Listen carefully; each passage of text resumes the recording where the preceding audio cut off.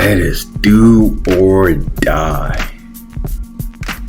Conor McGregor, Dustin Poirier, trilogy fight this July. Probably one of the biggest trilogy fights in the history of the UFC. I mean, no doubt about it. But man, all the emotion, all the stories, all the pain, all the commotion that we have went through in a matter of just 7 years to come to this final point, to find out what's gonna happen next, man. Is McGregor still who he is, who he says he is? Will he have one more final run in the UFC to capture gold, maybe even double gold to his delusional self, going up there against that Nigerian nightmare? Or is Dustin Poirier really that guy? Is he really the one who deserves to be the champion and should have been the champion? But now he has to go get his belt after he go and hit a lick on the bank real quick. It probably is a smart move to make some money. And if all of this taking place in the best division there is in the UFC, the 155-pound division. And that's what we're going to talk about today. There's only 3 fights in the 155 division going on in the UFC, as far as to my knowledge this month. And we're going to go and look into it real quick and tell you what you need to look for. This is really an exciting time in the UFC. I mean, on Saturday, UFC 264, Poirier versus McGregor 3. It's literally a Hollywood blockbuster type of event. The amount of celebrities, the amount of fans, the amount of coverage, everything that's going to be going down no matter what happens. It's really, whether you're a casual, I know that's a bad word to be calling people, damn near the N-word, or you're a hardcore. The first fight, the character shifts that happened for both of these men have truly been something fascinating to see. I mean, Poirier was a rough, rugged man. You know what I'm saying? He really just wanted to get to McGregor, and it really affected him with all those taunts and insults to go leading up all the way to the fight. But the second fight, he was calm because he grew, he matured. He became a father, everything, he didn't really need to dabble or mess with any of that bullshit that McGregor would bring to him. And in the third fight, he's confident now. That has been his character shift throughout this entire trilogy. In these 3 fights that have happened. Rough to calm to confident. And you can see that in the press conference before this trilogy fight that's about to come up. For McGregor, it's been mean-spirited, just getting at Poirier in the first fight.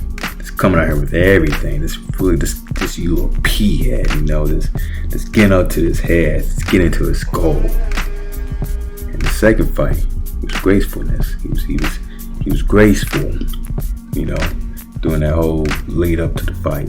That's the type of energy. That's the type of energy he was giving us. Saying that he was happy to be there. He was happy to be back. Finally getting some rounds and finally able to fight again. He was grateful to be there. Man. He was gracefulness. Now in his third fight, I know he was doing all this, more Mr. Nice Guy, all that. And in that press conference, he was doing a little something. Ain't really, McGregor, he can just say anything. He's gonna get a pop from the crowd, even if it's kind of not weak, but it's kind of something that's blanket. But I don't think he was really focused. I think McGregor. I would hope McGregor is really just, he's just saying something just to say, because that's the image people want of him. It's the insults, trash talking, all that. So you're just gonna say rapping, and people go, "Oh my God, yeah, McGregor, I like McGregor to go, McGregor back." I mean, that's how you even promote it now.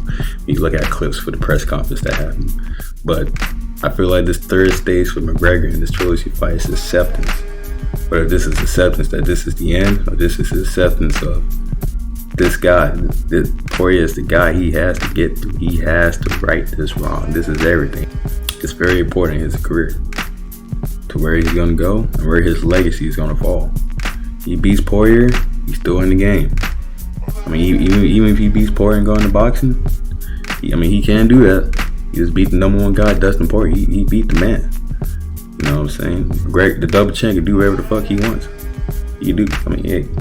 It's there. But if he loses, everyone's already been writing him off, calling him washed up and everything. I mean, it's pretty much done at that point. You can talk about, oh, maybe you do this matchup here and there and that. But I mean, with all the money McGregor's making, with all the outside noise, all this and that, I mean, it's definitely going to be very hard to do something like that. And I don't know if that would be the route he even take. He might really just retire if he takes a loss. So in this last fight, McGregor's third stage is acceptance. Poirier rough, calm, confident. Those are his 3 stages. And McGregor's is mean-spirited, gracefulness, and acceptance. McGregor's the underdog this time. And it's right. I think McGregor's the underdog in this fight. He has a lot to prove. He has a lot to show us. And this is his toughest challenge to date. Probably is going to be in his top 3 toughest challenges in his career. Because Poirier is the guy to beat. Poirier is the uncrowned champion in that division. I mean, the belt could have been handed. I mean, the last fight could have been for the belt. I mean, he should have probably been fighting Oliver. But this fight with McGregor, big money fight, everything sets up your family. It's a big trilogy fight. It's a big name fight that, you know, a lot of people don't really be understand. These are the type of fights that people be remembering a lot, you know. When you talk about big pay-per-views and big fights and stuff like that. This is a legacy fight for both men. This fight would be remembered in time. But Poirier is the guy that McGregor has to get through. It's not about getting through McGregor. McGregor has to get through Poirier. He is the one, you know, in the press conference or these whole interviews he's been talking about, how he's like back in the building and he got the hammers, and it's like how he was in the apprenticeship, you know, just back there, you know, ready to get his 2 hammers and go back to work and all that. And that's kind of how it is. You know, he's climbing back up, and it's a matter if he's going to climb over that hill, or if he's going to fall right back to the ground. And, you know, he can have a graceful fall, or, you know, he can have an exciting, you know, mount to the top. And there's a lot of stakes there's a lot of stakes in this fight. There's a lot on the line. There's a lot on the fucking line, man. I mean, wow. I mean, Islam also has some matches coming in July. He is headlining a Fight Night event. Islam Makhachev versus Thiago Moises. I'm probably butchering a lot of names, man, but fuck it. Islam's been on the rise, man. He's been on the winning streak. He is made up ever since the first loss. His only loss, he took it. He got knocked out. Coming back with these wins, man. And he tried to get that fight with RDA, but all that fizzled out. And now I mean, after this fight, he definitely has to fight the top 10. Whether they've been ducking him or they ain't been ready, he has to move on from this. You know, Thiago's ranked 14s behind Islam. As far as there being an upset that can happen, I don't really see it. It's probably not possible. Well, I'm not going to get anyone hopes up. Let's not really kid ourselves. But, you know, you never know. You know, there's MMA crazy things that happen. And Thiago, I looked at him a little bit. I mean, something could be there. I mean, he could be there for any fight, really. You know, I see he really has some good kicks. He's black belt in Brazilian Jiu-Jitsu. I mean, but overall in that matchup, I just see Islam coming up and pressuring him all, pretty much doing the father's plan. There's really nothing there to really say that it's going to be an upset there. But, you know, again, that possibility is still out there in the universe. You just never know. But this is a very big moment for Islam to headline a UFC event. I mean, this event was supposed to be there for Yair Rodriguez and Max Holloway, but we don't even know if we're going to get that matchup still. But this is nice to shed some more light on Islam. Our next fight that's happening in July in the 155 division, the last fight going down in the 155 division. Actually, this next fight also happened on the same card as Islam and Thiago. The hardest hitting 145 are now the absolute killer at 155. Jeremy Stevens versus Matus Gamrot. Matus. Jeremy is a threat anywhere, people. He is a threat anywhere in the fight game. The fight game's nasty, man. You never know what's gonna happen to you, man. You might just get, jumped out here. You might just get shoved and pushed around and end up in the hospital. You never know what's gonna happen, man. And Jeremy, man, he has proven he is a killer, man. He's gonna come knock this boy out, man. I don't even know why this boy even want to go against Jeremy Stephens, man. He's coming to the 155 division, but no.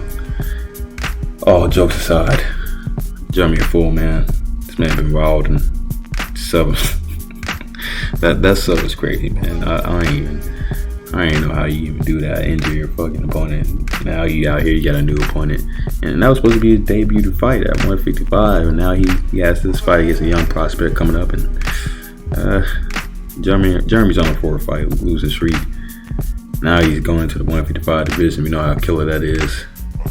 Now it's not looking too good for him, man. It's not really looking too good for him. But I ain't really want to make a long beat out here, man. It's just all about this 155 division, and really off the strength of this UFC 264 main event fight. It's gonna prove once again why this is the best division in the UFC. My prediction for the 3 fights laid out, and it's a tough one. It really is a tough one for the Poirier and Mcgregor fight, because both sides have fanboys. Both sides have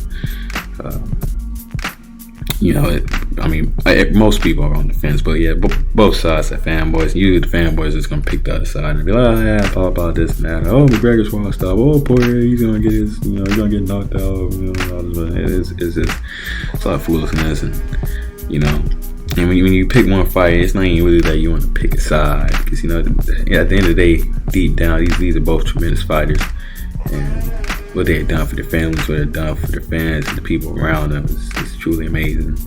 Something you can look up to. But at the end of the day, someone has to win, someone has to lose.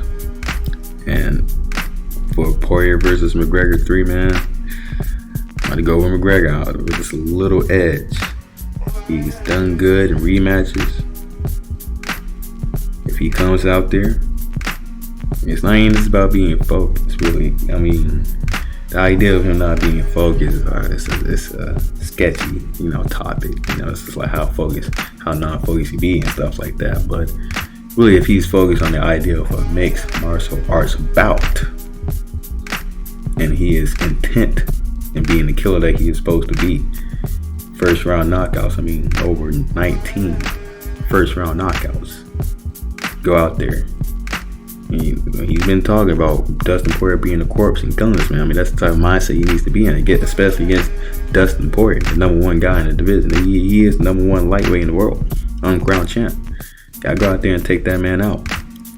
And McGregor is a rare of a mixed martial arts bout, because he already defended the first takedown well in the second fight, so he's still focused on the takedown. He is implementing his kicks back into his game. Okay, now Dustin has something to worry about there, especially for McGregor's kicks. And he's watching out for Poirier's kicks and not letting those kicks accumulate that much damage into his leg. And if he's still touching up Poirier, which he was able to do in the second fight, it could bode well for him. But Poirier's a bad man.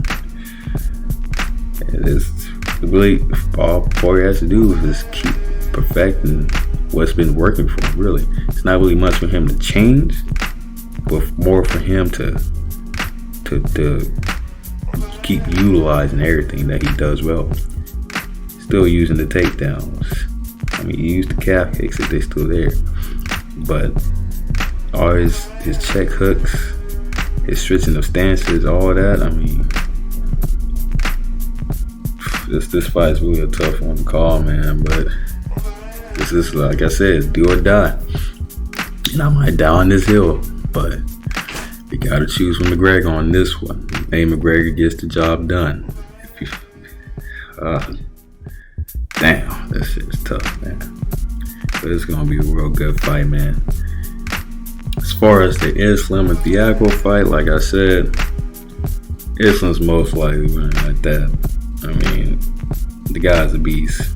Ain't no shade on Thiago, but Islam got the skills to overwhelm him. And whether Islam can finish Thiago, Probably not. Poirier has not been finishing his 4 losses, but you never know, man. If he does that, that's gonna be kind of, that's gonna really show Islam really has the real deal, But it's most likely gonna be a decision win.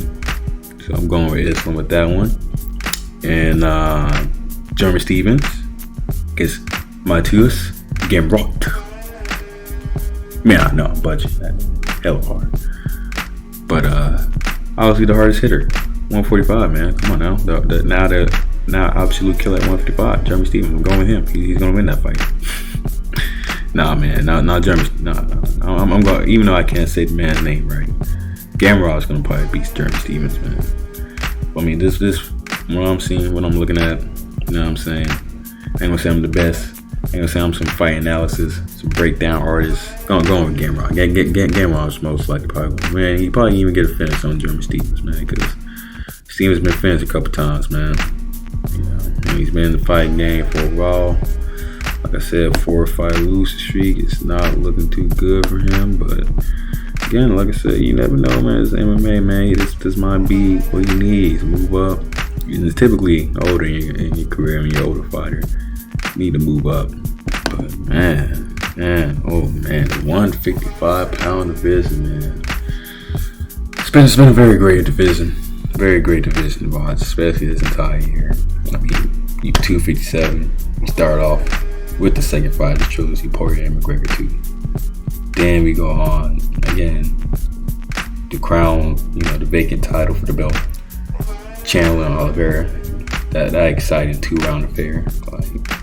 Like every fight, and this division is really, even outside the top 15, the unranked guys, and most of them being strikers or whatnot. It's just the fights are always entertaining. They always going back and forth. Like these guys, the guys cutting down in this division. The weight, these guys, they go after it. It's always fun to watch. And this month is gonna be a pretty exciting month, even with these 3 fights.